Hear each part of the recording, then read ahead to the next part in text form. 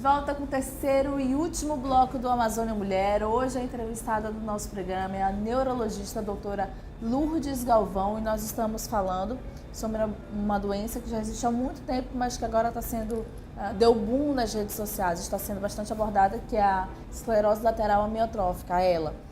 Mas nós encerramos o segundo bloco falando sobre a síndrome de Guillain-Barré, que também é uma doença rara, né, doutora? Pode Exatamente. Então, a síndrome de Guillain-Barré é uma doença autoimune, né? Ou seja, é uma doença em que o sistema imunológico da pessoa provoca os sintomas da doença. E normalmente esses sintomas são desencadeados por algum estímulo que vem do meio externo. Às vezes acontece após alguma infecção, que pode ser uma infecção viral, um resfriado, uma gripe, mesmo uma infecção do trato digestivo, uma diarreia, por exemplo. E podem acontecer casos em que essa reação acontece depois que a pessoa toma uma vacina. Então, vocês vão ouvir falar um pouco dessa doença em relação aos dois casos que houveram, que foram relatados recentemente, das pacientes que tomaram a vacina contra o vírus HPV e desenvolveram um sintoma de fraqueza nos membros inferiores. Esse sintoma, é bom que se esclareça, essa doença, ela não é uma doença provocada pela vacina, né? Porque isso pode gerar até medo das pessoas tomarem a vacina. A doença, ela é desencadeada por uma resposta anormal do sistema imunológico da pessoa em resposta à vacina que ela recebeu. Tanto é que muitas pessoas vão receber a vacina e não vão apresentar nenhuma reação. Uma ou outra pessoa podem apresentar a síndrome de Guillain-Barré. Nós entramos então naquela categoria das pessoas que têm uma programação genética diferente, o sistema imunológico delas reage de uma forma diferente diante de uma vacina, por exemplo. E o que acontece? Esses pacientes desenvolvem uma fraqueza relativamente súbita, que vai geralmente acometendo as pernas e os braços, e são pessoas que podem até ficar sem conseguir andar. E tem como saber antes de tomar, doutora? Não, não tem. É imprevisível. Uma roleta russa, né? Exatamente. É como ela, ninguém sabe. Exatamente. A qualquer momento você pode adquirir a Exatamente. doença. Doutora, em Manaus, a senhora trabalha no Hospital Getúlio Vargas e também na rede pública. Tem muitos pacientes acometidos da esclerose lateral amiotrófica? Dentro do nosso serviço, né, o atendimento desses pacientes é feito dentro do ambulatório Araújo Lima, que é um ambulatório da Universidade Federal do Amazonas, ligado ao Hospital Universitário Getúlio Vargas. Nós temos uma média. No meu ambulatório nós devemos ter uns 20 pacientes sendo acompanhados no momento. Se nós formos somarmos com a quantidade de pacientes que são atendidos por outros colegas, nós devemos chegar aí em torno de 30, 40 pacientes, mais ou menos, hoje, sendo acompanhados com esse diagnóstico, né? Essa casuística ela não aumenta muito, porque além da doença não ser muito frequente, como eu falei anteriormente, a sobrevida desses pacientes é uma sobrevida relativamente curta. Aí, às vezes, quando você descobre um paciente, acompanha, às vezes aquele paciente falece, aí daqui a pouco surge um outro caso. Então, nós ficamos mais ou menos com essa média de acompanhamento. Doutora, tem algum paciente que a senhora já acompanhou que foi além dos 5 anos? Existem alguns pacientes que têm uma sobrevida que vai além desses 5 anos. E é importante chamar a atenção, o que pode me permitir viver além desses 5 anos? Normalmente uma coisa que nós observamos é assim, muita coisa depende da estrutura e do apoio familiar, que é fundamental para esse paciente, porque essa doença ela vai mudar a vida da pessoa completamente. Se a pessoa era ativa economicamente, ela vai deixar de ser ativa economicamente, a pessoa que vai ficar em casa, né? Ela vai depender de cuidados de uma outra pessoa? Sim. Então, o apoio familiar é fundamental.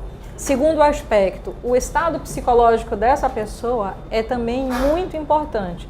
Se essa pessoa tiver fé, determinação e garra e quiser lutar contra a doença, ela vai ter uma possibilidade de sobrevida diferente daquela pessoa que, ao receber o diagnóstico de que é portadora de esclerose lateral amiotrófica, associar esse diagnóstico, digamos assim, à falta de perspectiva de vida.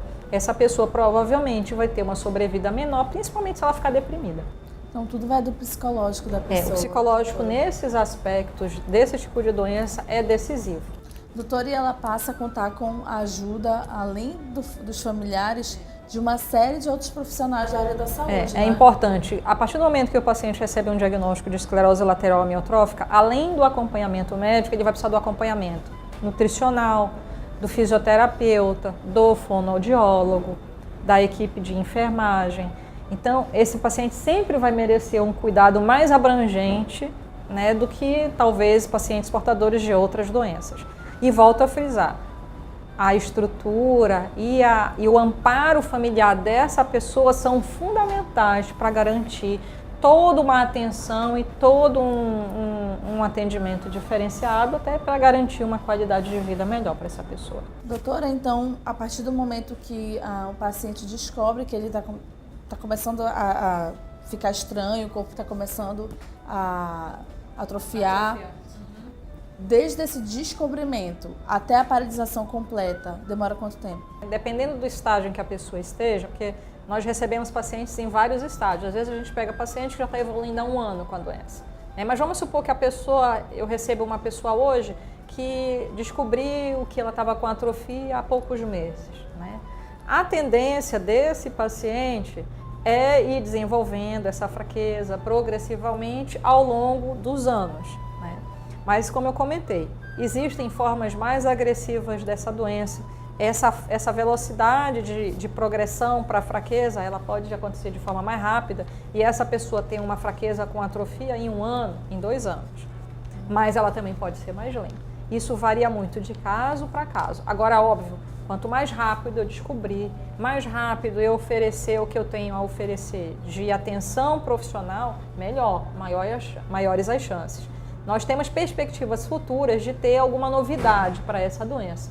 Tanto que essa campanha ela foi deflagrada nas redes sociais com esse intuito, arrecadar fundos para que as pesquisas possam acontecer de uma forma mais atuante, né? E para você pesquisar esse tipo de doença, você precisa de recurso para se descobrir alguma novidade que possa atender esses pacientes. Tem até uma associação brasileira, não é?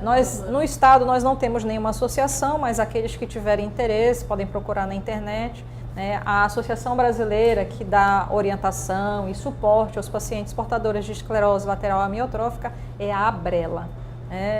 O site vai ficar disponível, aqui na fanpage. Na sua telinha. Doutora, eu queria agradecer a sua vinda aqui no programa. Eu sei que a sua agenda aí é super corrida. E eu queria que a senhora deixasse um recado agora às pessoas que estão nos assistindo, porque o Amazonsat vai, além de ir para todo o interior do estado do Amazonas, mais de 120 países. Então, queria que a senhora deixasse um recado, dizendo mesmo para que as pessoas possam se cuidar, que assim que aparecer o primeiro sintoma, elas possam correr para o hospital. É importante assim, chamar atenção para isso. Toda vez que você perceber que as suas mãos, seus braços, as suas pernas estão começando a secar, você tem que procurar atendimento médico. Se você começa a perceber que você começa a se engasgar, que a sua voz começa a falhar, você quer falar e a voz fica falha, você deve procurar atendimento médico.